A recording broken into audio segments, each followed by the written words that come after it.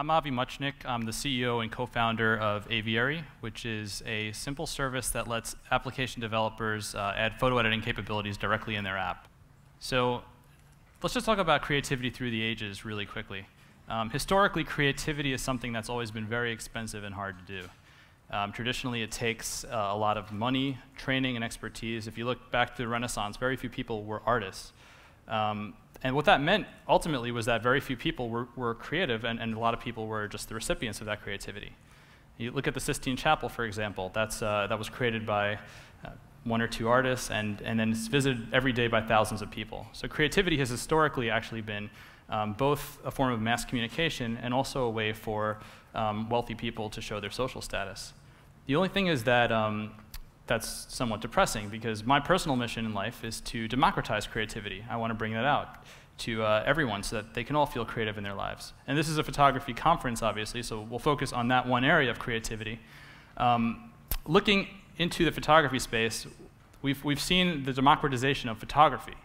That much is clear from the beginning, when we've had just early camera equipment and darkrooms, and it wasn't accessible to the masses, up through the commoditization of the film printing business, and then the disposable camera business, and then the point-and-click digital camera business. Everyone now has access to cameras. But very few people have access to the art of photography, taking really creative photos. Or at least they didn't until around 2009. So now that everyone has a smartphone in their pocket, a camera with a computer at the same time, we are basically enabling everyone to be creative. And I just want to point out the one distinct difference there. So what's changed?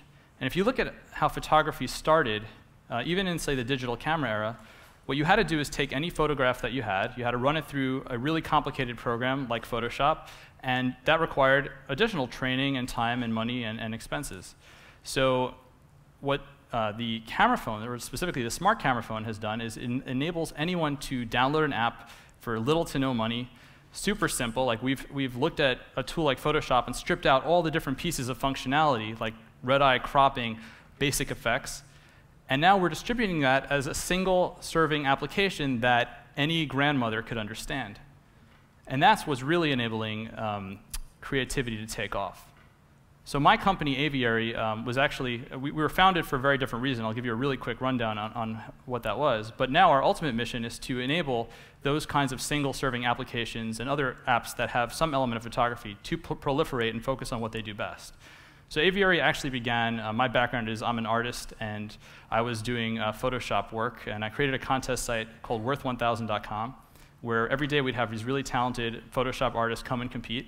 And what I noticed is, while we'd have 50 to 100 artists entering the contest, we'd have hundreds of thousands of people actually viewing the contest and seeing the works that they would create. And they would send us notes asking, like, where do we get access to the software? How do we make tools like this? So I actually thought, hey, there's a huge market opportunity here. And I went out and I pitched my company to a whole bunch of investors. They helped give me the funding, and I created a web-based alternative to Adobe's Creative Suite. And that was actually great, but it turned out my mission, my personal mission to democratize creativity, wasn't really successful with that goal, because while we took, let's say, 20% of Photoshop's functionality, people would then use only 20% of our functionality. And what I found was we were not really targeting the consumer market well enough.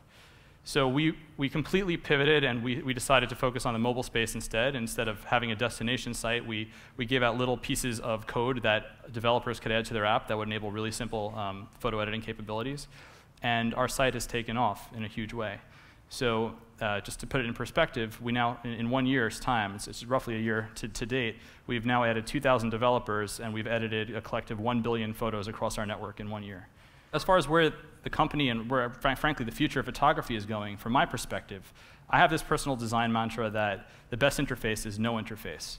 I can't tell you as a father how frustrating it is when I will take a photograph at my child's birthday party, and I'm spending more time looking at the camera lens than actually like living in the moment and taking a photo.